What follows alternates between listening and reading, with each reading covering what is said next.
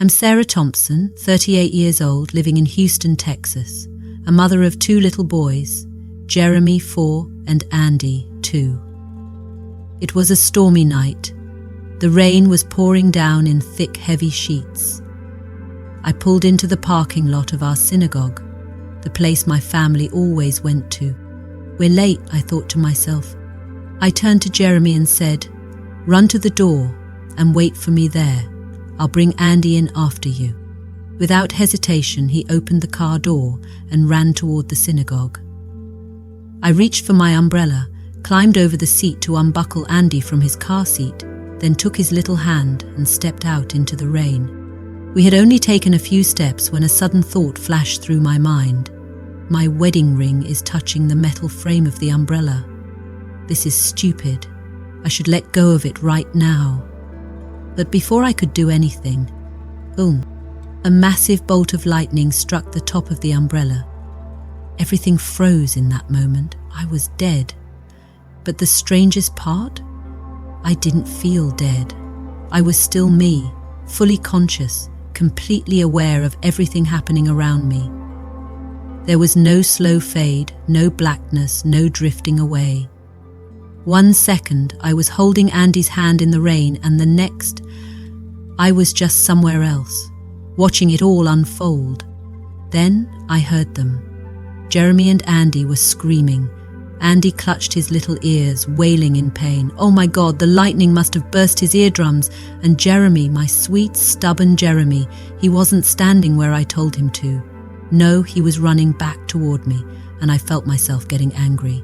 "Jeremy, I told you to stay at the door. What are you doing?" But before I could process what was happening, he did something that stopped me in my tracks. He grabbed Andy, his tiny 2-year-old brother, and started dragging him toward the building. Wait, what am I thinking? Why am I just standing here? Why am I not running after them? So I moved, or at least I thought about moving, and somehow I was suddenly inside the synagogue. Jeremy and Andy were still crying, standing there in the lobby, soaking wet and terrified. A man walked by and stopped, concerned, asking them what was wrong. I turned to him, relieved. Finally, someone can help. But then, he didn't even glance at me, not once. He only spoke to the boys, completely ignoring me. "Hey, I'm right here, why aren't you looking at me?" I waved my arms. Nothing. And then, a strange thought hit me like a punch to the gut. Where's my umbrella? I don't know why that was the thing my mind fixated on, but I turned toward the glass doors and looked out into the rain. There it was, my umbrella, lying abandoned in the middle of the parking lot about 20 feet away. And then I looked to the right, and I saw her, or rather, me, lying motionless on the ground, in the rain, my body, everything inside me twisted into a knot. What? How? I stumbled back, blinking, trying to make sense of it. My mind couldn't wrap around the image in front of me. How could I be standing here, inside, when my body was lying outside? I looked down at myself, my hands, my legs. I was here, I was solid.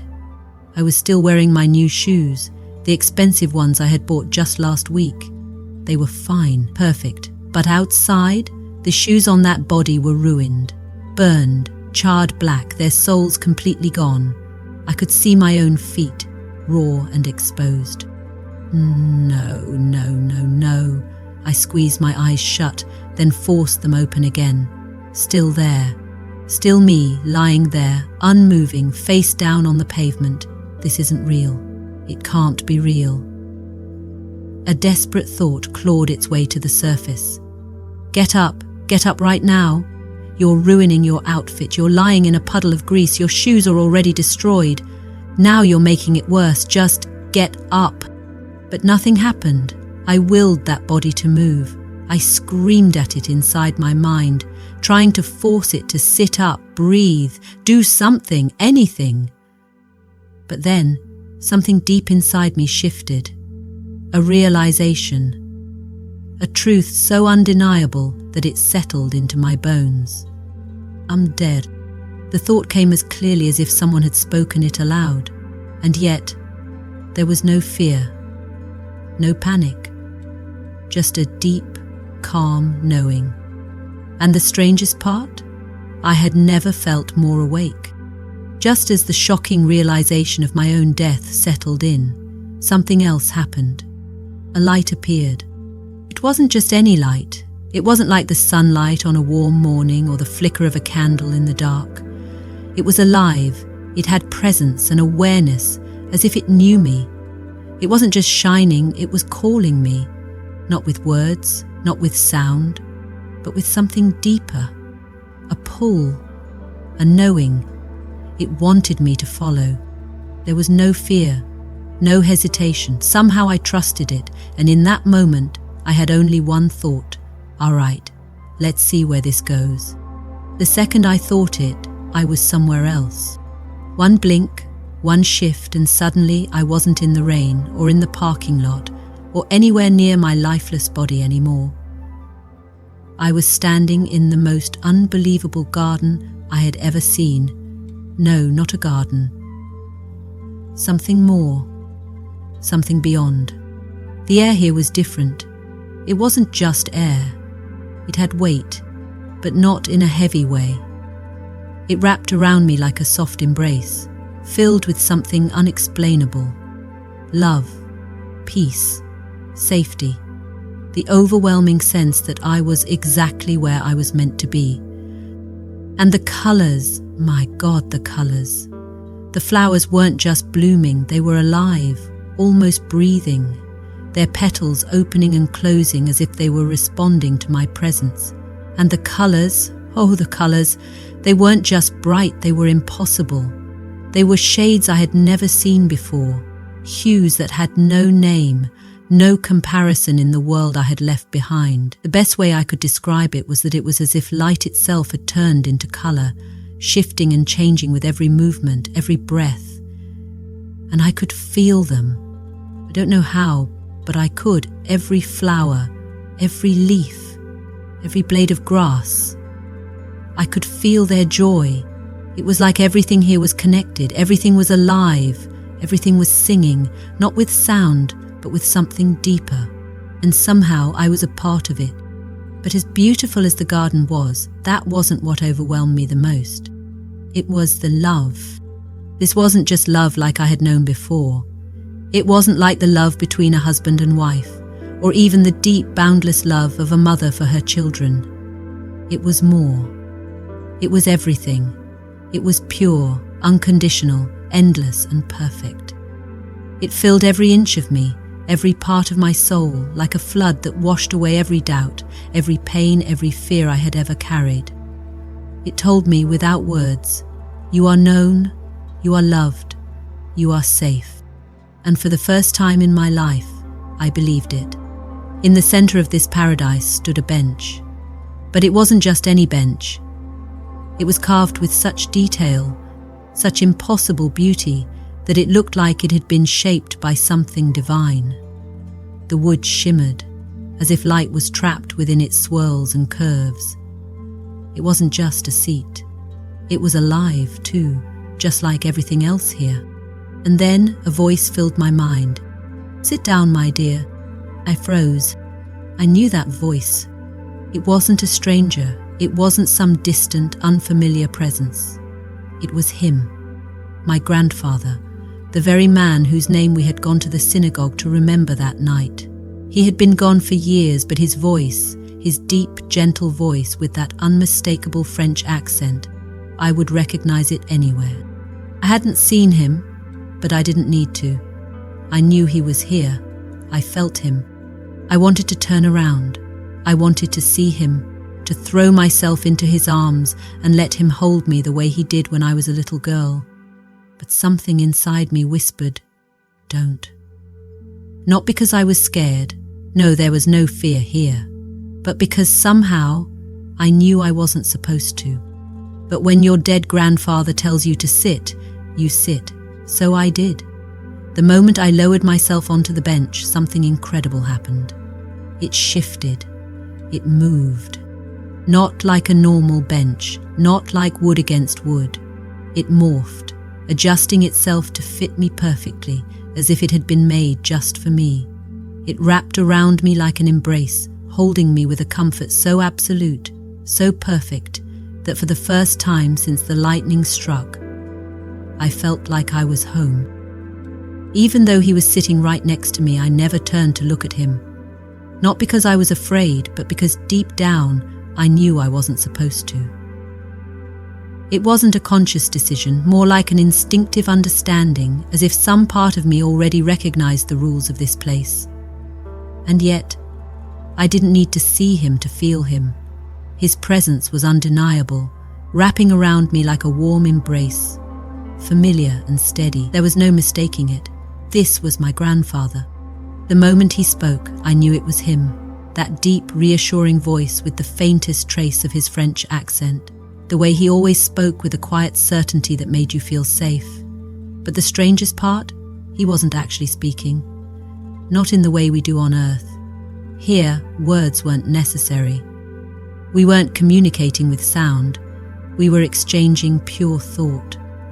The moment I formed a question in my mind, the answer was already there, settling into my consciousness effortlessly. It wasn't like he was telling me something new. It was as if I was simply remembering something I had always known. I looked up, and that's when I noticed them. 3 glowing violet orbs floating high above us in the sky. They weren't just drifting randomly. They moved in perfect harmony, shifting in a synchronized rhythm, as if tracking something invisible. There was something mesmerizing about them. Something almost hypnotic. I didn't know why, but I felt an inexplicable connection to them, as if they held some deeper meaning that I was just on the edge of understanding. Why are there those orbs? I asked, not with my voice, but with my mind. The answer came instantly, filling me with understanding. Because you will need to remember this experience in linear time, so that you can understand it when you return. Before I could even process that fully, he continued, his tone calm but certain. You have been here for 2 weeks. I froze. 2 weeks? That was impossible. I had only been lying in the parking lot for a few minutes. I was sure of it. And yet, the moment he said it, something inside me shifted. A realization, a knowing. He was right. I had been here for 2 weeks. And yet, I had only just arrived. The contradiction should have sent me spiraling into confusion, but strangely it didn't. Time here didn't move the way it did on Earth. It didn't flow in a straight line. It wasn't something to be measured in minutes and hours. It was everywhere and nowhere at the same time, existing as a fluid, living force. I understood, in a way that went beyond logic, that time here wasn't something you tracked. It was something you simply existed within. I should have questioned it. I should have doubted. But I didn't. I couldn't. Because the truth of this place, the reality of it, was so overwhelming, so absolute, that doubt simply wasn't possible. This wasn't some dream. This wasn't a hallucination. This was real. More real than anything I had ever known. In the distance, beyond the radiant flowers and the glowing foliage, I saw them, other souls. They weren't ghosts or shadows, nor were they hazy or transparent. They were solid, just as real as I was in that moment. And every single one of them looked young, vibrant, full of life, as if they had been frozen at the peak of their youth, around 18 years old. They moved gracefully, effortlessly, like they belonged here, like they had always been here. But what struck me the most wasn't their age or their beauty. It was the fact that none of them were alone. Every single soul I saw was paired with another, walking side by side, moving together with a connection that was almost tangible. There was no hesitation in their movements, no sense of loneliness or searching.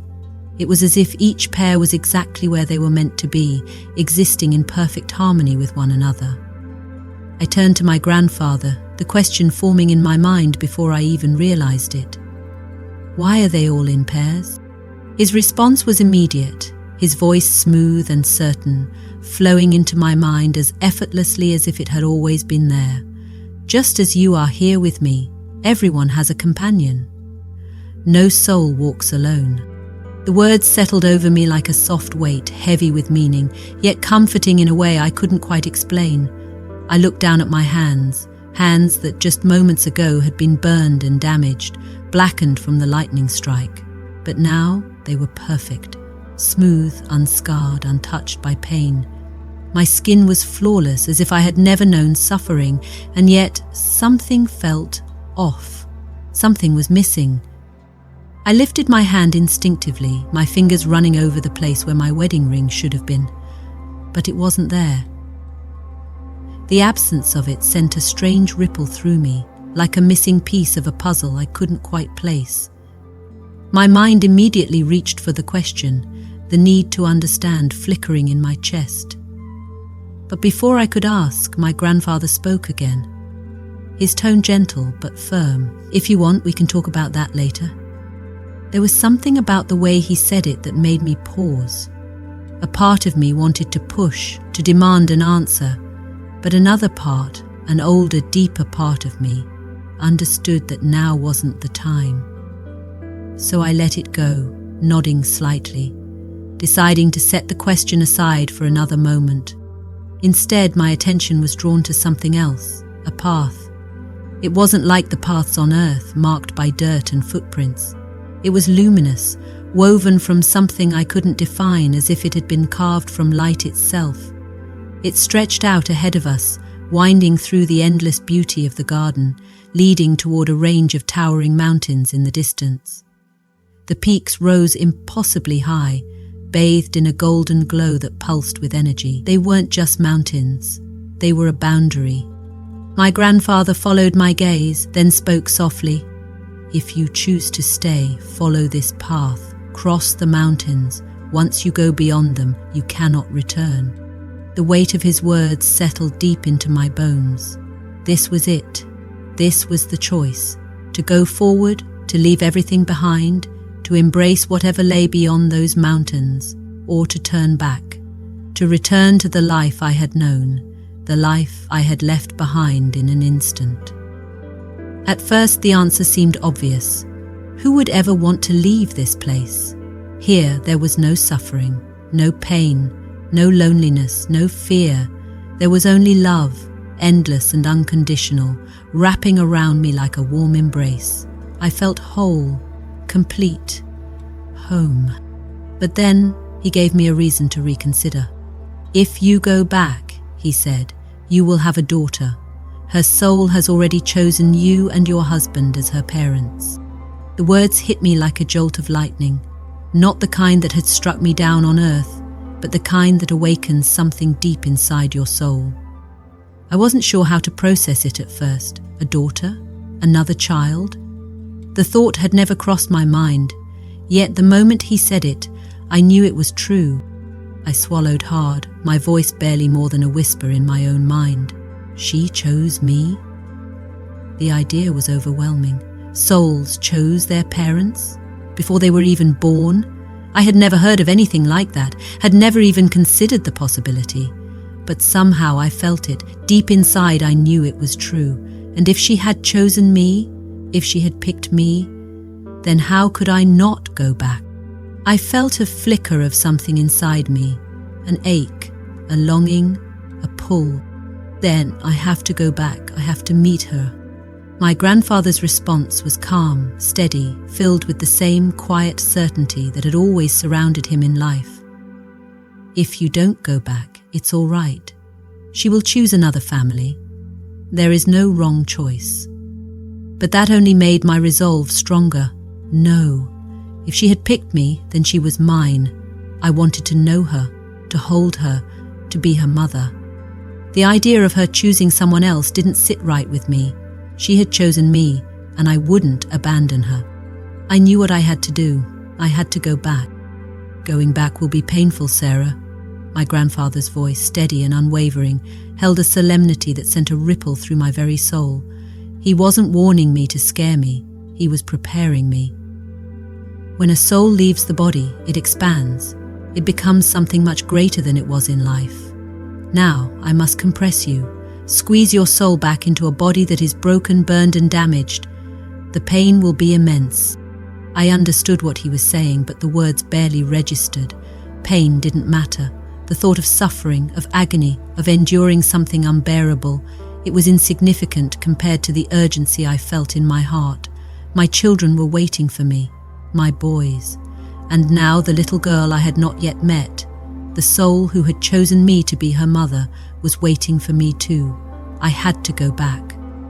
"I don't care how much it hurts," I said, though I wasn't speaking in words.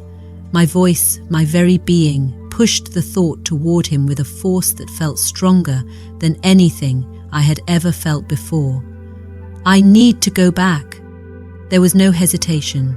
My grandfather moved closer, his presence wrapping around me, filling every part of me with warmth, familiarity, and an unshakable sense of love. Then he embraced me. At first it felt like nothing more than a firm hug, the kind he used to give me when I was little, when he would lift me up into his strong arms and tell me I was safe. But then it changed. The warmth shifted into something else. Fresh, a force stronger than anything I had ever known began to pull at me, squeeze me, push me back into something smaller. I gasped. It was like trying to fit an ocean into a bottle, like stuffing a storm into a box, like shoving something limitless into a space that could no longer contain it. And then the pain began. I had thought I understood pain before. I had been injured, I had given birth, I had known heartbreak and loss and suffering. But this was something else. It was not just physical pain.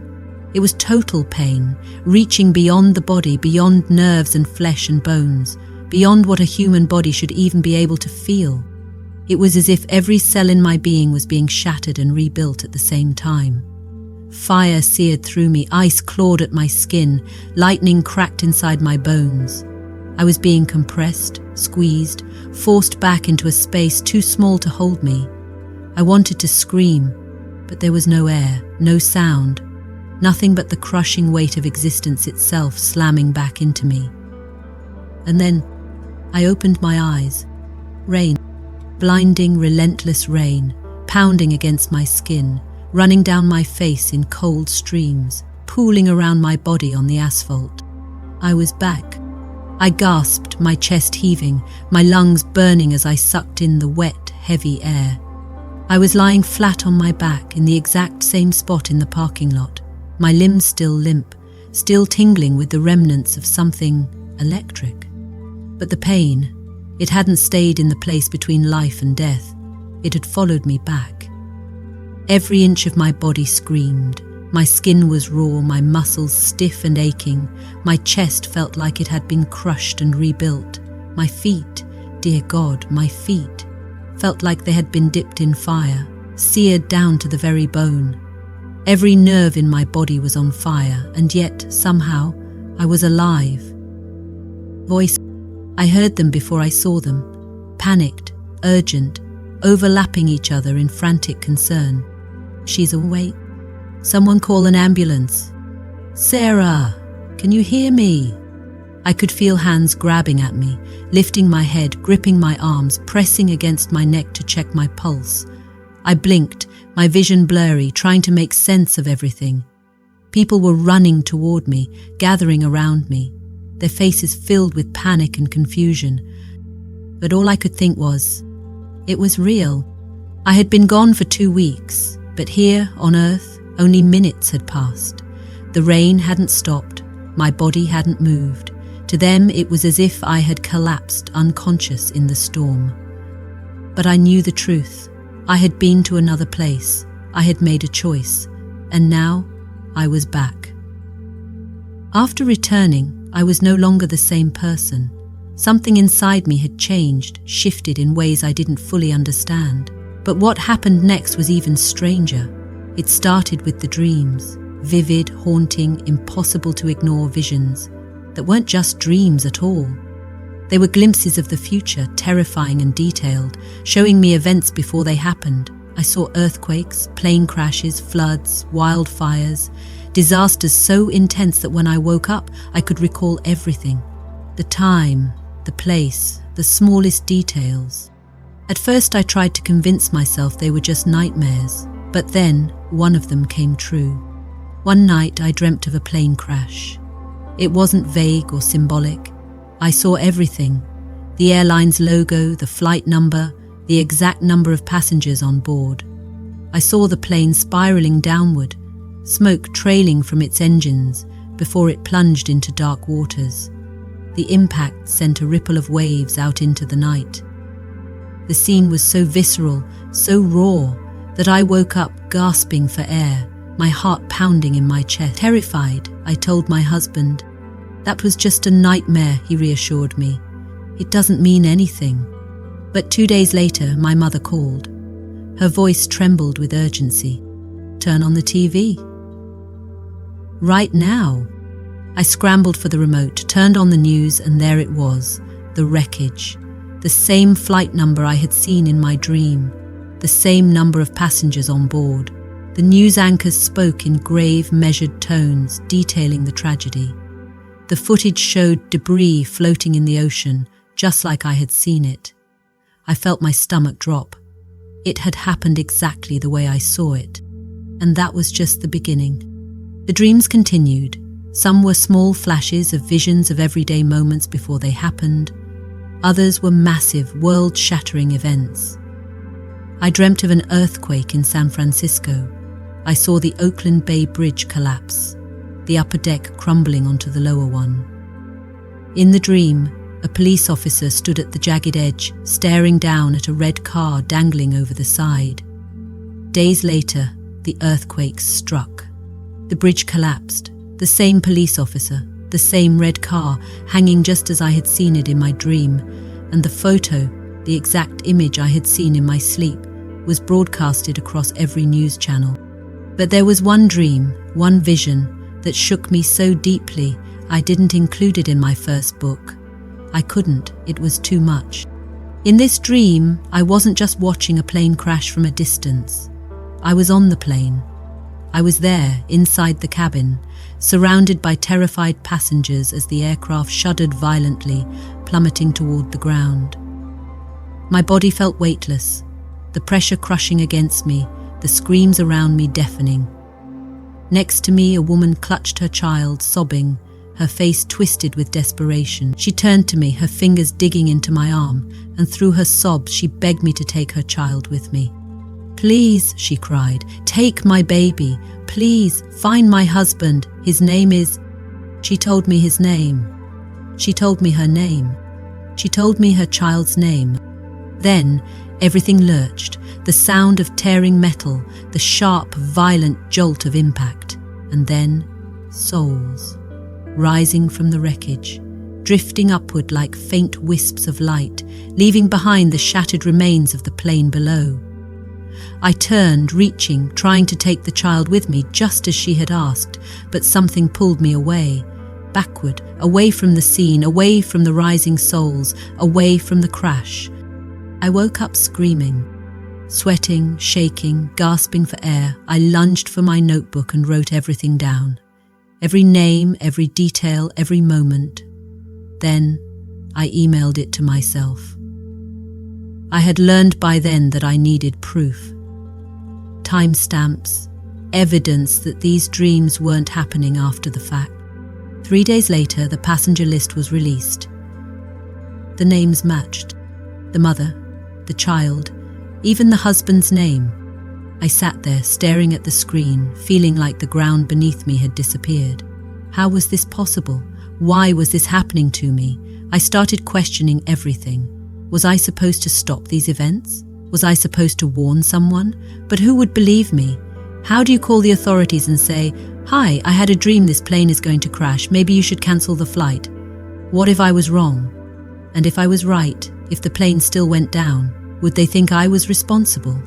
Would they come knocking on my door, demanding to know how I knew? The weight of it all became unbearable. My husband tried to be supportive at first, but as time went on, the stress of living with a wife who dreamed about disasters before they happened became too much for him. The tension between us grew. I could see it in his eyes every time I woke up screaming in the middle of the night. I could feel it in the way he flinched when I whispered, "I had another one." He was afraid, not of me, but of the truth. In 1997, he left. He couldn't take it anymore. The weight of knowing things no one should know, the burden of waking up next to someone who saw death before it arrived. It was too much for him to carry. And honestly, I didn't blame him, because sometimes it was too much for me too. For 27 years, I kept my near-death experience a secret. I was afraid of what people would think, afraid of the weight of what I had seen. But when I finally started sharing my story, something changed. The prophetic dreams began to fade. I believed that was part of my mission, to tell others what I had learned so they too could understand that our consciousness does not end with death. Death is not the end, it is a return home. What we do in this life shapes the world we experience in the next. Heaven is not one place, but many. Each person will see it differently, because it is uniquely shaped for every soul. But the most important truth I can share is this: there is nothing to fear on the other side. If you've listened to my story, I encourage you to leave a comment and share your own experiences. And if you want to hear more real near-death stories, hit subscribe so you never miss one. Have a story to share? Send it to eternalbiblestories@gmail.com.